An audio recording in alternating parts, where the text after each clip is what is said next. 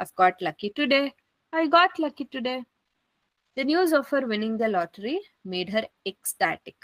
ಯಾರಾದ್ರೂ ಲಾಟ್ರಿ ಗೆದ್ದಿದ್ದಾರೆ ಅಂದ್ರೆ ಆ ನ್ಯೂಸ್ ಕೇಳಿದ ತಕ್ಷಣ ಎಷ್ಟು ಖುಷಿ ಆಗುತ್ತೆ. ಸೊ ಆ ನ್ಯೂಸ್ ಕೇಳ್ಕೊಂಡ್ಬಿಟ್ಟು ಅವಳು ತುಂಬಾ ಖುಷಿ ಆದ್ಲು. The news of her winning the lottery made her happy. Happy ಅನ್ನೋ ಸಿಂಪಲ್ ವರ್ಡಿಗೆ ಎಕ್ಸ್ಟಾಟಿಕ್ ವರ್ಡ್ ನ ಯೂಸ್ ಮಾಡ್ಕೊಳ್ತೀರಾ. The news of her winning the lottery made her ecstatic. My mother was elated to know about my new job.